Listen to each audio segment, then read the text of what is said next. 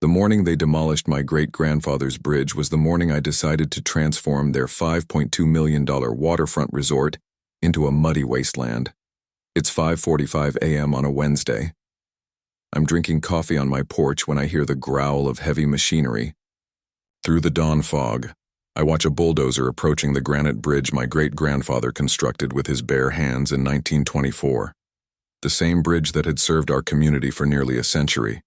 The bridge that some power-drunk HOA chairwoman had declared an aesthetic nightmare. But here's what Victoria Ashford and her elite HOA council didn't understand about water rights in Colorado. My great-grandfather didn't simply build that bridge, he controlled the reservoir.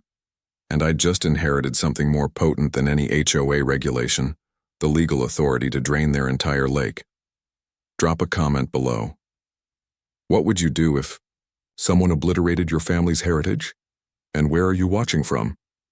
I want to know how many of you have battled these HOA dictators. My name is Marcus Reed.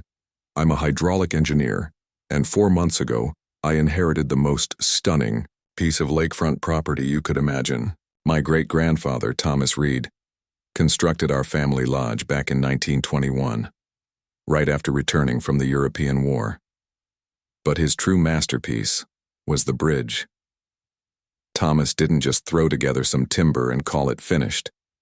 This man quarried sandstone blocks from the local mountains and built a genuine stone arch bridge that connected our side of the lake to the county road. For nearly 100 years, that bridge served everyone.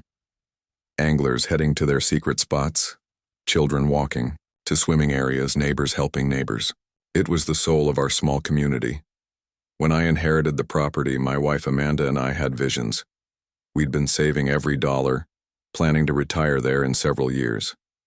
I'd restore the lodge, perhaps do some consulting work remotely, spend my mornings fishing from that old timber dock. The sound of those weathered boards creaking under my feet was like music. Then Victoria Ashford entered the picture. Victoria is the type of woman who wears designer jewelry to buy groceries and drives an immaculate silver Mercedes that's never touched gravel. She relocated to the Crystal Lake Estates luxury development 3 years ago. That's the upscale subdivision that appeared on the opposite side of the lake, like expensive weeds after a storm. Within 8 months, she'd manipulated herself into the HOA presidency. I should have anticipated trouble when I received that initial certified letter. The envelope carried that official weight, the kind that makes your gut clench before you even break the seal.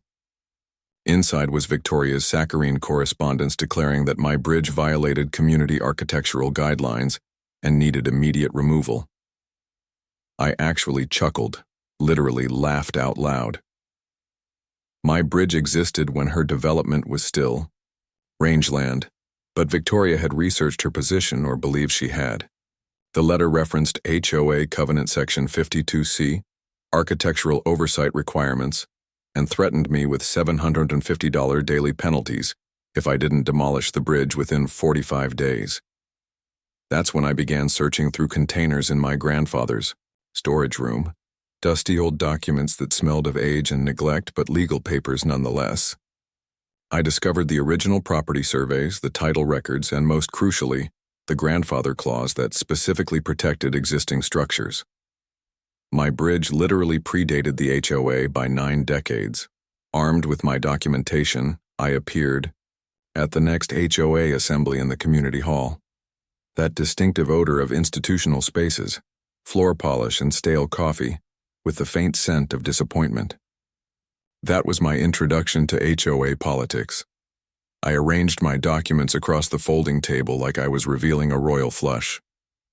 "Ladies and gentlemen," I said, "I believe there's been a misunderstanding." Victoria barely acknowledged my papers. Her response still ignites my anger. "Times evolve, Mr. Reed. Progress demands sacrifice." She delivered this with that patronizing smile, like she was explaining elementary concepts to a toddler. The board vote was predetermined, 6-1 in favor of enforcement. Victoria's supporters, all recent transplants with more wealth than wisdom, outvoted the longtime residents who actually remembered what community meant. Walking back to my truck after that meeting, gravel crunching beneath my boots, I realized something crucial. This wasn't about architectural standards or community vision, this was about authority. Victoria observed my modest bridge, my working-class lodge, my weathered pickup truck, and decided I didn't match her concept of an upscale neighborhood. She wanted me eliminated. Amanda tried maintaining optimism. "We'll fight this together," she said over dinner, grasping my hand across our small kitchen table. "You have the law supporting you." I nodded and smiled, but privately wondered if being correct would be sufficient. What I didn't realize yet was that Victoria had chosen to battle the wrong engineer. I didn't just understand building codes and property law. I understood water. Victoria wasted no time escalating from threats to action. 4 days after that board meeting, I'm leaving for work when I notice 2 men in matching polo shirts standing near my property boundary. Security guards at 6:30 a.m. on a Thursday. "Good morning, gentlemen," I called out, coffee mug in hand. "Are you lost?" The larger one, built like a former football player, produced a clipboard. "HOA Compliance Patrol, sir. We're documenting infractions." I nearly choked on my coffee. Infractions like what? Grass exceeds HOA standard of 2.5 inches in multiple locations. Cabin requires repainting according to aesthetic guidelines. Utility shed needs power washing. He recited this like reading a shopping list. Over the following 3 weeks, these characters wrote me citations for everything short of existing. My mailbox was supposedly the incorrect shade of brown. My doormat violated sizing regulations. They even cited me for having a canoe paddle visible from the street. By week 4, I faced $1,800 in penalties. That's when I did what any competent engineer does when confronting a problem. I investigated the system. Turns out Victoria's husband, Richard, owned Ashford Security Services. Convenient, right? The HOA was paying her husband's company $4,200 monthly to harass homeowners into submission. I spent an evening on the state contractor licensing website and discovered something intriguing. Richard's security license had lapsed 8 months ago. He'd been operating illegally this entire time. Here's a knowledge nugget for you. In Colorado, HOA security must be licensed just like any private security company, and most aren't. Always verify their credentials before allowing them to cite you for violations. But I wasn't finished investigating. I contacted a colleague who performs commercial inspections. We took a casual stroll around Victoria's immaculate property one Sunday morning. Her deck addition? No permits. Her gazebo constructed 8 inches beyond the setback requirement. That elaborate rock garden she was so proud of? According to the original survey I'd located, it extended 4 feet onto my property. Victoria had been trespassing for 4 years. The following Monday, I filed complaints with the state licensing board about Richard's security company and requested a complete property line survey. I didn't create a spectacle, just handled it like any other engineering challenge. Document everything. Follow established procedures. Let evidence speak for itself. Victoria's response was predictable. Within a week, I began hearing gossip at the hardware store. "Marcus Reed's been troublesome to deal with. He's damaging property values with that unsightly bridge. Some people simply don't comprehend progress." Amanda returned from the supermarket one Friday looking irritated. "The clerk barely acknowledged me," she said, "and Mrs. Patterson from the flower shop acted like I carried a contagious disease." That's when the anonymous complaints began flooding in. Someone contacted the county claiming my bridge was structurally dangerous. Another tipster reported I was contaminating the lake with chemicals, which was amusing since I'm an environmental engineer who tests water quality professionally. But here's where Victoria made her first genuine mistake. While she was busy playing neighborhood politics, I was doing what I excel at, studying technical documents. I'd submitted a public records request for anything related to water rights and dam operations around our lake. What I discovered in those dusty county files made me straighten in my kitchen chair. There were maps I'd never seen, showing water flow patterns from the 1920s, engineering reports from my great-grandfather's era, and most interesting of all, documentation of something called primary water rights that had never been transferred to the HOA. I spent that weekend walking around the lake with an engineer's perspective, truly examining how the water moved. The resort Victoria kept promoting, the one that was supposed to bring sophistication to our community, had a serious weakness. Their entire operation relied on consistent water levels. Their marina, their lakefront dining, their million-dollar water features, all assumed the lake would remain exactly where it was. The diesel fumes still lingered in the air from their construction equipment, and I could taste the irony. Victoria was so focused on my small granite bridge that she'd never bothered understanding the larger system. I drove home that evening with fresh comprehension of my situation. Victoria thought she was playing chess, moving her HOA pieces around the board to eliminate me, but she didn't realize I wasn't just another homeowner she could intimidate. I was the person who understood how the water functioned. Victoria's next move arrived with the subtlety of a bulldozer. I'm working in my home office one Wednesday morning when I hear trucks arriving outside. Not just one truck, 4 county vehicles and a man in a hard hat carrying the type of clipboard that destroys your day. Marcus Reed? The inspector looked like he'd prefer being anywhere else. Anonymous report about structural concerns with, "Your bridge, I'm here to conduct a safety assessment." Anonymous report, of course. I could practically smell Victoria's expensive perfume lingering in the morning air. The inspection lasted 5 hours. This poor fellow crawled over every inch of my great-grandfather's stonework with measuring devices and moisture detectors. When he finished, he had the courtesy to appear embarrassed. "Mr. Reed, your bridge is solid as the day it was constructed. However," he consulted his clipboard, "current code requires seismic reinforcement for structures this size. Estimated cost for compliance, $4,500. You have 15 days to submit improvement plans or will be forced to condemn it. $4,500 for earthquake protection in Colorado, where the most significant seismic event in recent memory was when they blasted rock for the new interstate." But here's where Victoria became clever. The inspector handed me a business card along with the citation. "Ashford Construction can handle the work. Richard Ashford provided me a quote for $18,000. Says he can complete it in 10 days. I stared at that business card like it was poisonous. Richard Ashford, Victoria's husband, volunteering to fix the problem his wife had created for 18 grand.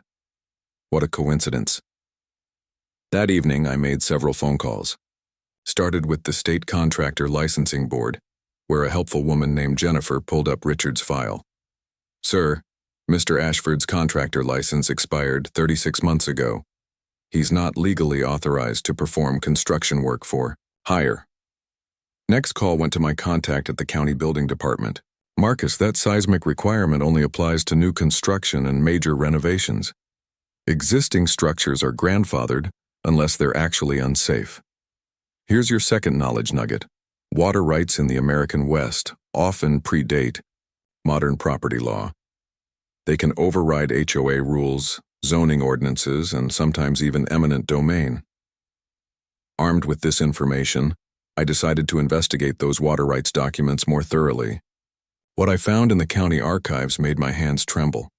My great-grandfather hadn't just built a bridge and a lodge.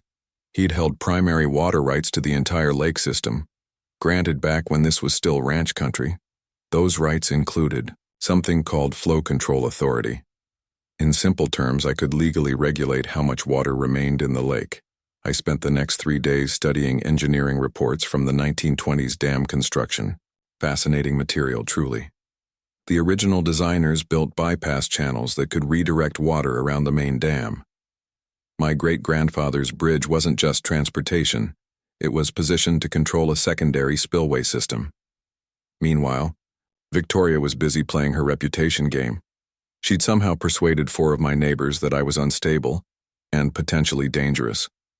I returned home one evening to discover new surveillance cameras pointed directly at my property from 3 different houses. Amanda noticed first. "Darling, Mrs. Rodriguez won't even wave anymore." And Mike at the boat shop acted like I was carrying plague when I stopped for supplies. The breaking point came when Victoria filed for a restraining order, claiming I'd made threatening statements about the dam and posed a clear danger to community safety. The judge examined her evidence, which consisted entirely of my public records requests and my questions at HOA meetings, and dismissed it. But the damage was done. Half the neighborhood, now believed I was some kind of unhinged domestic terrorist. That's when I made a discovery that changed everything. I was reviewing the resort's environmental impact study when I noticed something in the fine print. Their bank loan had very specific requirements about water levels. If the lake dropped below a certain depth, their entire $5.2 million loan would become immediately payable. The resort's grand opening was 4 months away. Deposits had been collected for weddings, corporate events, fishing competitions. Victoria's family had invested $750,000 of their own money in the project.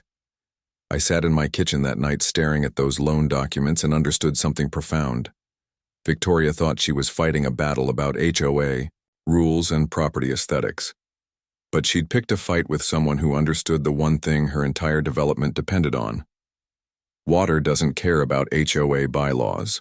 It flows according to physics and legal precedent, and I was beginning to understand that I held more power than any HOA chairwoman ever could. The metallic taste of stress had been my constant companion for weeks, but that night, it was replaced by something else entirely, the taste of possibility. Victoria's patience finally snapped the week before Christmas. I'm checking my mailbox when I see her marching across the street in those absurd silver heels, clutching another manila envelope, like it contained nuclear launch codes. Mr. Reed. Her voice could have shattered glass. I'm calling an emergency HOA meeting.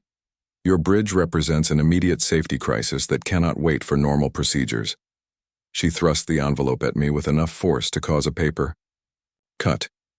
Inside was a notice for an emergency intervention meeting scheduled for the following evening. The agenda was simple. Vote to authorize immediate bridge removal with or without my consent. The meeting was a spectacle.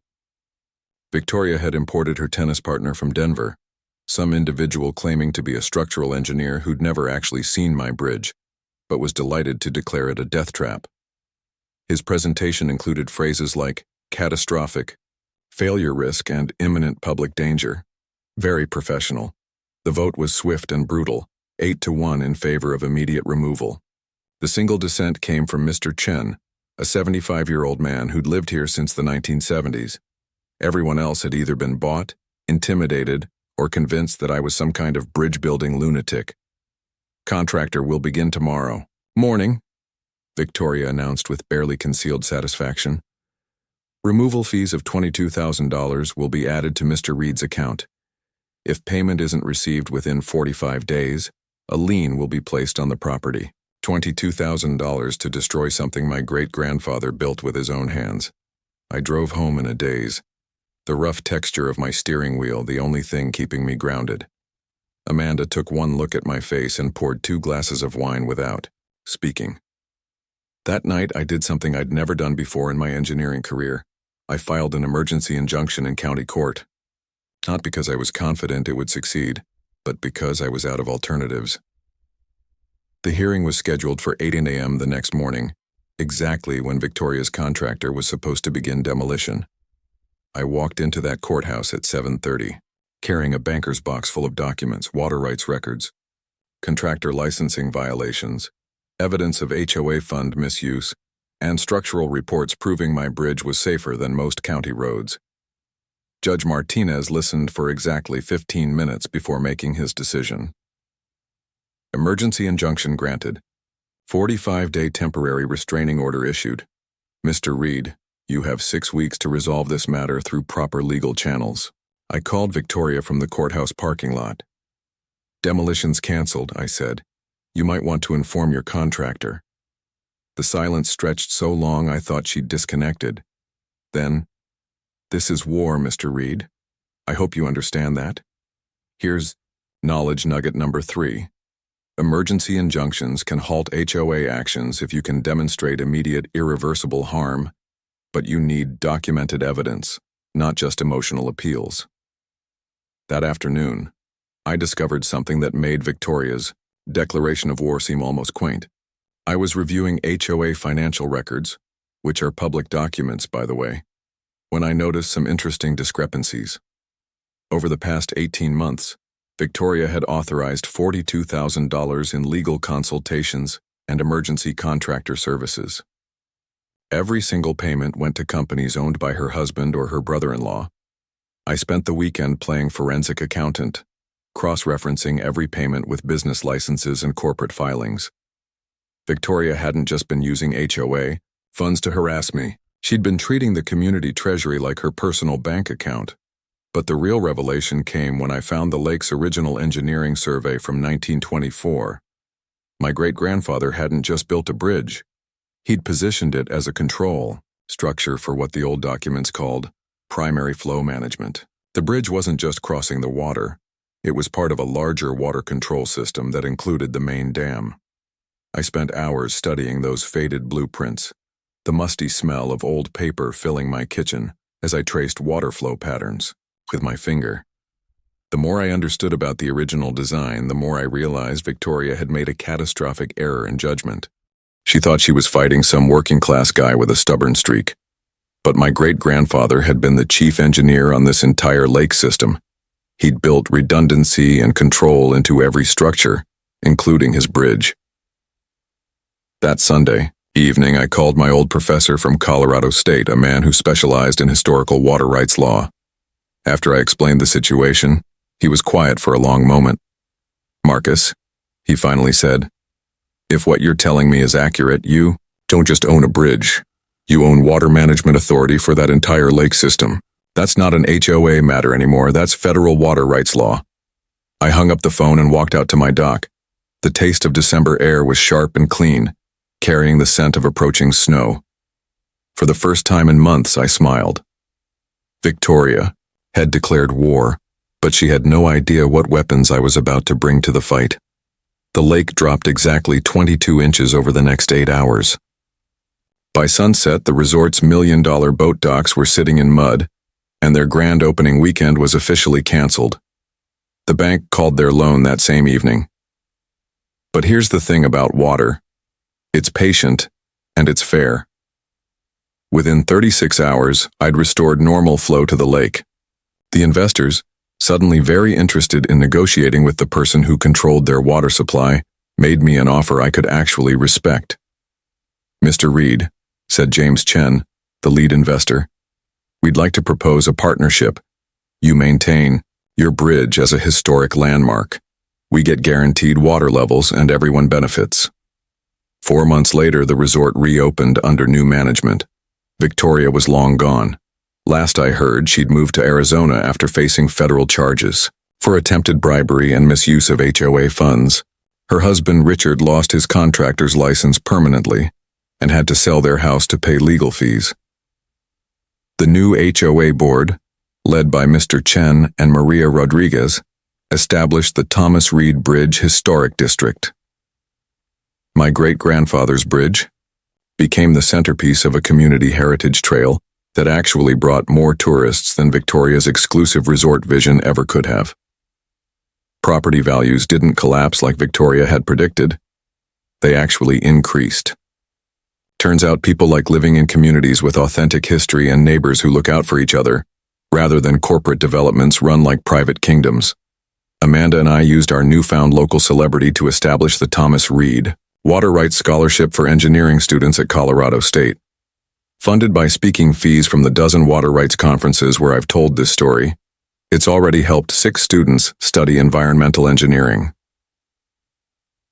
The first recipient was Maria Rodriguez, Mike's daughter, who wants to specialize in sustainable water management.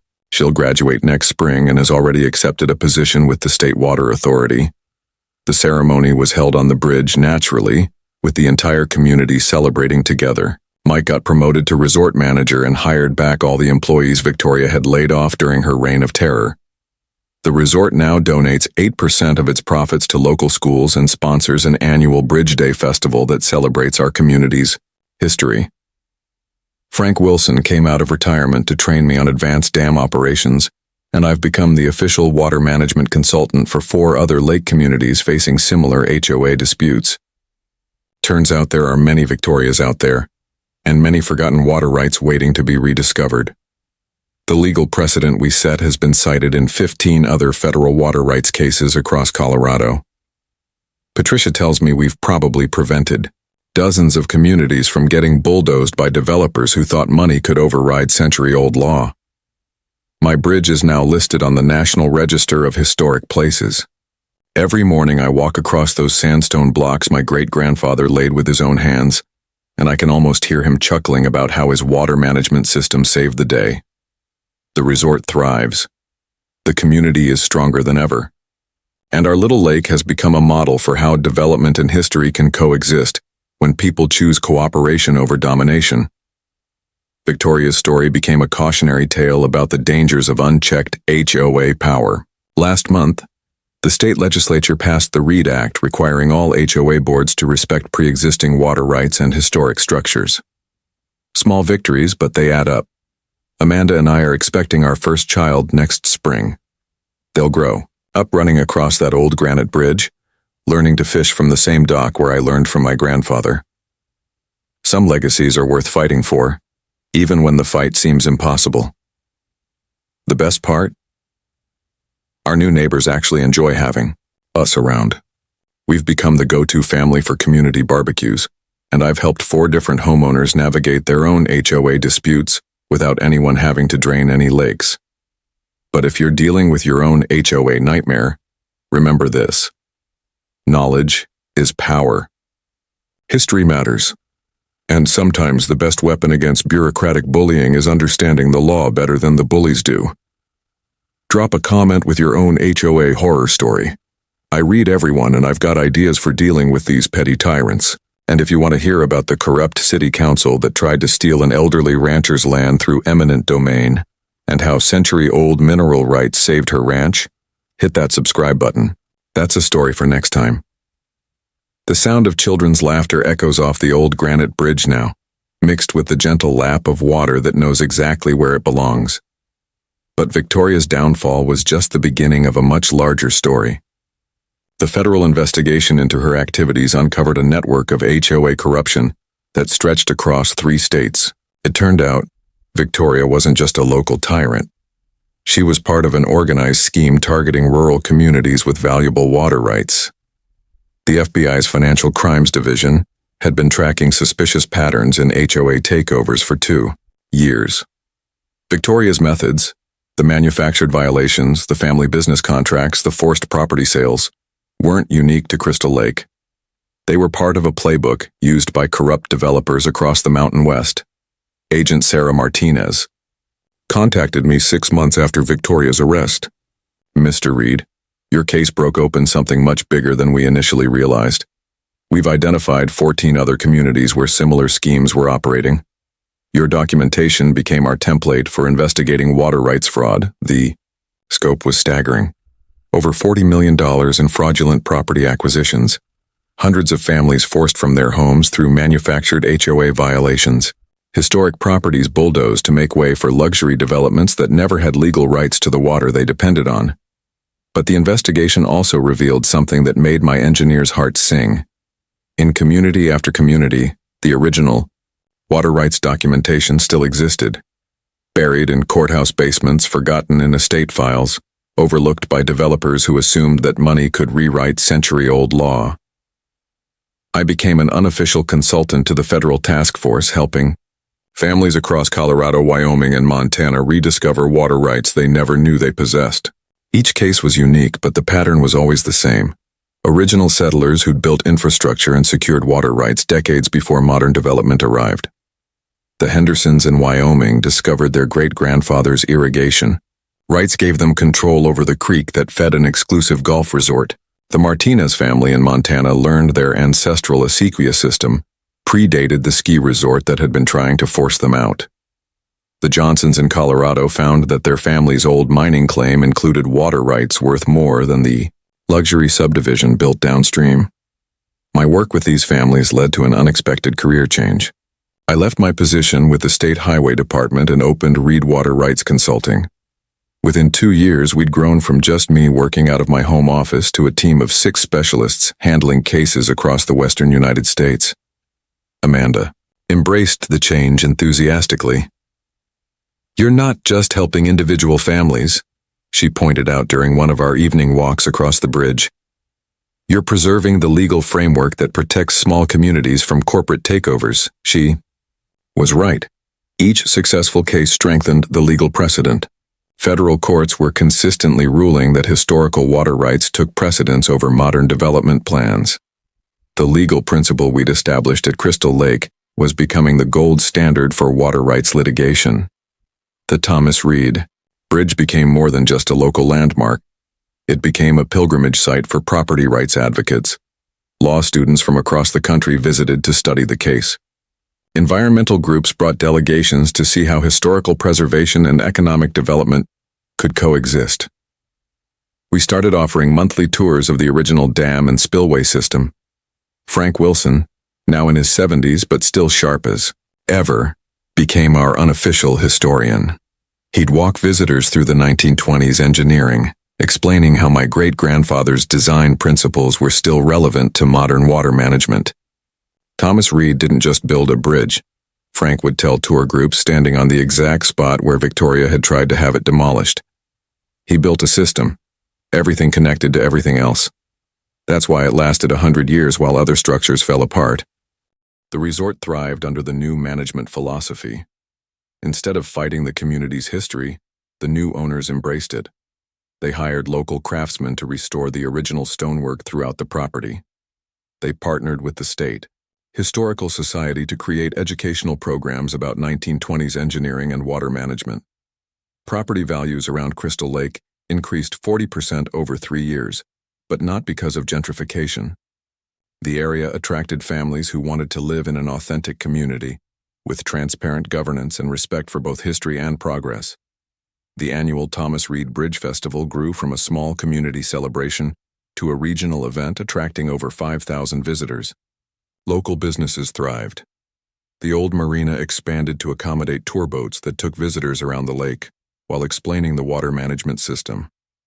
A small museum opened in town, displaying artifacts from the original dam construction and telling the story of how water rights law protected communities from corporate overreach. Amanda and I were blessed with twins, a boy and a girl we named Thomas and Grace. Watching them take their first steps across their great-great-grandfathers, bridge was one of the most meaningful moments of my life. They're 6 years old now, and they've grown up understanding that bridges aren't just for crossing water. They connect communities, generations, and principles. Thomas shows an early interest in engineering, constantly asking questions about how the spillway system works. Grace is fascinated by the legal aspects, already role-playing as a water rights lawyer who helps families keep their homes. My consulting work evolved beyond individual cases. Universities began inviting me to guest lecture on water rights, law, and community advocacy. I developed a course called Engineering and Justice: How Technical Knowledge Serves Communities that's now taught at 12 engineering schools. The curriculum combines technical water management with legal principles and community organizing. Students learn to analyze not just how water flows, but who controls it and why that matters. They study historical cases where engineering knowledge was used to protect communities from exploitation. One of my proudest achievements is the annual Young Engineers for Community Justice competition. High school students across the Mountain West compete by identifying local communities facing development pressure and proposing solutions based on historical property rights, environmental protection, and technical feasibility. Last year's winning project came from a team in Utah who discovered that their town's original surveyor had secured mineral rights that could block a proposed fracking operation. The students not only found the documentation but created a presentation that convinced the town council to assert those rights. The fracking company withdrew their proposal within 6 months. The legal precedents we established continue to protect communities nationwide. The READ Act, named after our family's fight, has been adopted in modified form by 8 states. It requires HOA boards to conduct historical research before attempting to remove pre-existing structures, and it provides legal protection for families who discover forgotten property rights.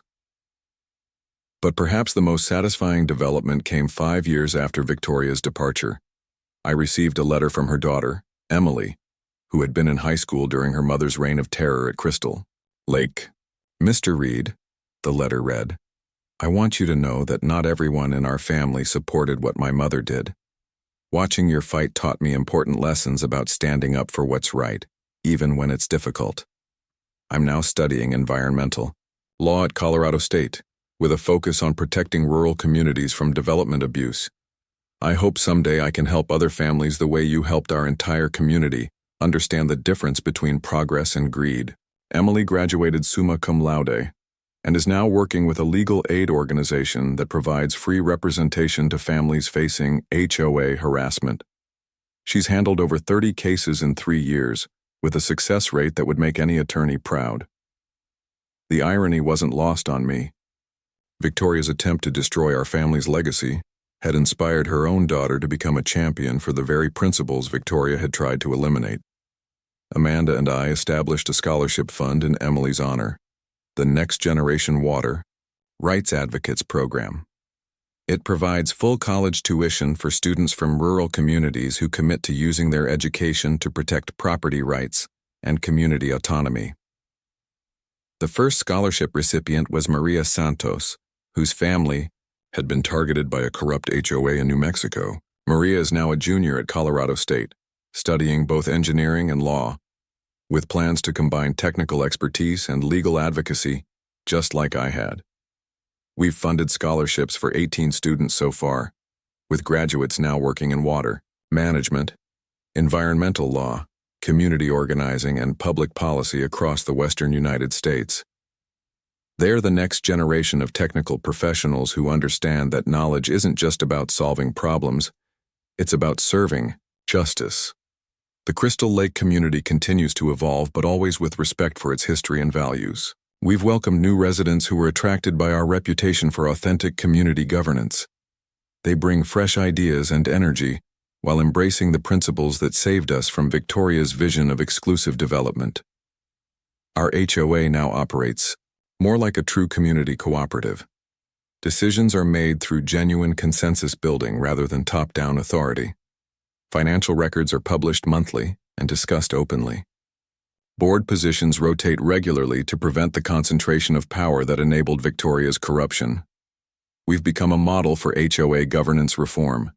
Community leaders from across the country visit Crystal Lake to study our transition from authoritarian rule to collaborative democracy.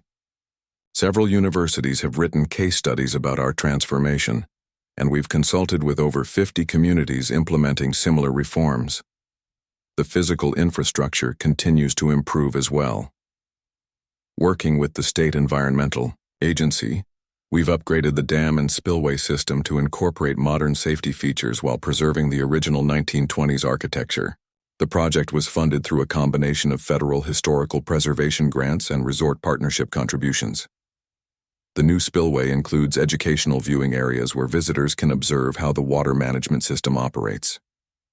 Engineering students from multiple universities conduct research there, studying how historical infrastructure can be modernized while maintaining its essential character and function.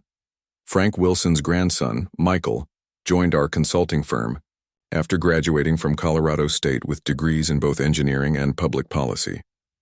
He's developing new approaches to community-centered water management that combine traditional knowledge with contemporary technology.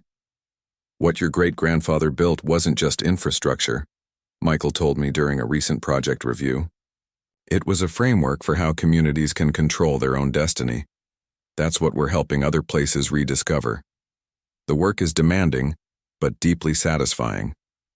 Each successful case strengthens the legal foundation for community self-determination. Each family that discovers forgotten property rights is a victory for the principle that ordinary people can stand up to corporate power when they understand the law and organize effectively. Amanda and I often reflect on how dramatically our lives changed from that morning when Victoria tried to destroy our bridge. We thought we were simply fighting to preserve a family heirloom. We had no idea we were defending principles that would ultimately protect thousands of families across multiple states. But perhaps that's how real change happens, not through grand gestures or elaborate plans, but through ordinary people who refuse to accept that might makes right. Through engineers who remember that technical knowledge serves justice. Through communities that choose cooperation over domination. The evening ritual continues. Amanda and I walk across Thomas Reed's Bridge as the sun sets over Crystal Lake, usually with Thomas and Grace racing ahead of us or lagging behind to examine something that caught their attention. The granite blocks wear smooth under our feet, worn by a century of community members crossing between home and the wider world. Sometimes, I run my hand along the stone railing and think about the man who built it. Thomas Reed returned from a terrible war determined to build something lasting, something that would serve his community for generations. He succeeded beyond anything he could have imagined. His bridge not only survived Victoria's attempt to destroy it, it became the foundation for a movement that continues to protect communities across the American West. Every family that discovers forgotten water rights, every community that successfully resists corporate takeover, every student who learns to combine technical knowledge with social justice, they're all part of Thomas Reed's legacy. The water flows beneath the bridge exactly as it has for 100 years, patient and eternal, following the channels my great-grandfather carved with his own hands. It carries the same message now that it carried then. Some things are built to last, and some principles are worth defending, no matter how powerful the forces arrayed against them. But the story doesn't end there. 10 years after Victoria's defeat, I received a phone call that would test everything we'd built at Crystal Lake. "Mr. Reed, this is Senator Patricia Williams from the Colorado State Legislature. We have a situation that requires your expertise." The situation was bigger than anything I'd handled before. A consortium of international investors, backed by Chinese development money, had quietly purchased water rights across 17 rural communities in Colorado, Wyoming, and Montana. They weren't targeting individual properties like Victoria, Haddiscoe. They were attempting to control entire watersheds. The scheme was sophisticated. Instead of obvious HOA takeovers, they'd been buying up seemingly worthless parcels of land that happened to sit on critical water sources, old mining claims, abandoned ranch properties, forgotten government easements, anything that came with historical water rights attached. Their plan was to aggregate these rights into a massive water export operation. Truck millions of gallons of Rocky Mountain snowmelt to drought-stricken regions in Nevada and California, selling it for 10 times what they'd paid for the rights. Legally, it was brilliant. Practically, it would drain the aquifers that supported dozens of communities, destroy local ecosystems, and turn thriving agricultural valleys into dust bowls. The federal government is calling it the largest attempted water grab in American history, Senator Williams explained. We need someone who understands both the technical and legal aspects, someone who's fought this kind of battle before. I accepted immediately, but I knew this fight would be different. Victoria had been a local tyrant with limited resources. These investors had unlimited capital, teams of international lawyers, and connections that reached the highest levels of state and federal government. The first community meeting I attended was in Riverside, Wyoming, a farming town of 800 people where 3 generations of families had worked the same land. The tension in the high school gymnasium was thicker than smoke. "They're offering us twice what our land is worth," said Jim Patterson, a wheat farmer whose family had homesteaded in the 1880s. "My wife's got medical bills, kids need college tuition. How do I turn down that kind of money?" "Because it's not just your land they're buying," I replied, standing up with the water rights documentation we'd researched. "They're buying the water under everyone's land.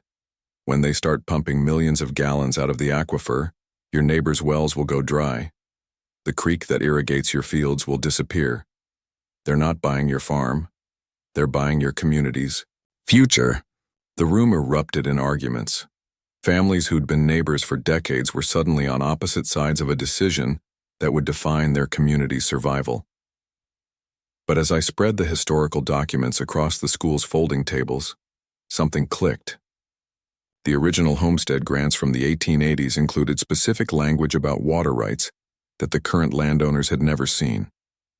"Your great-grandfathers didn't just get land patents," I explained, pointing to the faded legal text. "They got appurtenant water rights. That means the water rights are attached to the land use, not just land ownership. You can't sell the water separately without destroying the agricultural purpose of the original grant." It took 3 more meetings and a visit from a federal water rights attorney. But slowly the community began to understand. The investors' contracts were legally questionable. More importantly, if enough landowners stood together, they could challenged the entire scheme under federal agricultural protection laws. The Riverside case became a model for community resistance. Instead of fighting individual property battles, we organized entire watersheds.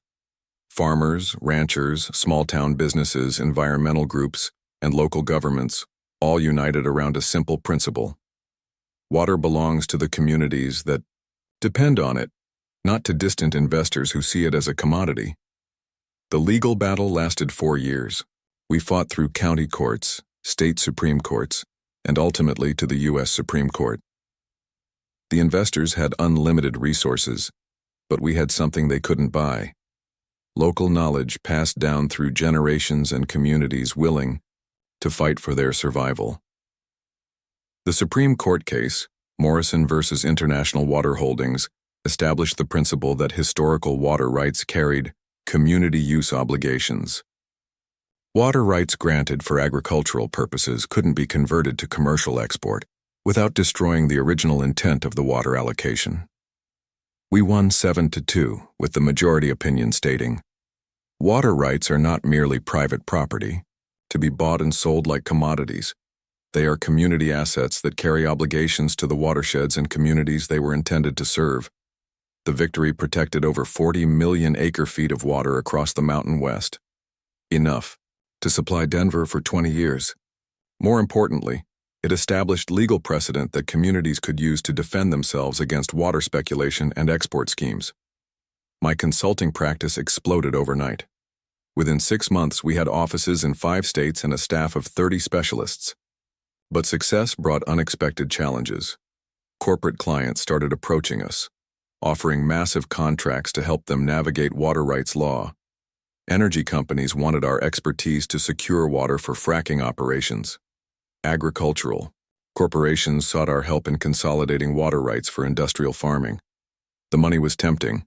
Some contracts were worth more than I'd made in my entire previous career. But accepting them would have meant using the knowledge we'd gained fighting for communities to help corporations take water away from those same communities. Amanda and I had long conversations about this during our evening walks across the bridge. "You could secure our family's financial future forever," she pointed out. "The twins' college funds, our retirement, maybe even expand the scholarship program." "But at what cost?" I replied, watching the water flow through the channels my great-grandfather had built. Thomas Reed didn't design this system to serve corporate profits. He built it to serve his community. If I start helping corporations take water away from families like ours, what does that make me? We made the decision to turn down all corporate contracts. Reed Water Rights Consulting would only represent communities, families, and organizations working to protect water access for local use. The decision cost us millions in potential revenue, but it preserved our integrity and our mission. More importantly, it allowed us to develop innovative approaches to community water management that couldn't have existed if we'd been compromised by corporate interests. One of our most successful programs is the Community Water Trusts Initiative. Instead of individual families fighting isolated battles against corporate water grabs, we help entire watersheds organize legal structures that collectively own and manage water rights. The first community water trust was established in the Rio Grande Valley of Colorado, where a coalition of ranchers, farmers, and small towns pooled their water rights into a democratically governed trust. When a fracking company tried to buy water rights from individual landowners, the trust was able to say no collectively, preserving the water for local agricultural and municipal use. The model has been replicated in over 30 communities across 7 states. Each trust is different, reflecting local needs and conditions, but they all share the same principle. Communities should control their own water destiny. Thomas and Grace, now in high school, have grown up watching their parents fight for water justice across the Mountain West. Both are planning engineering careers, but with different specializations than mine. Thomas is passionate about renewable energy systems that reduce water consumption. He's already published research on solar desalination techniques that could help coastal communities reduce their dependence on inland water sources. Grace is developing expertise in international water law, studying how communities in other countries have successfully resisted corporate water privatization. She spent last summer in Bolivia, learning from indigenous communities who fought off attempts by multinational corporations to privatize their traditional water sources.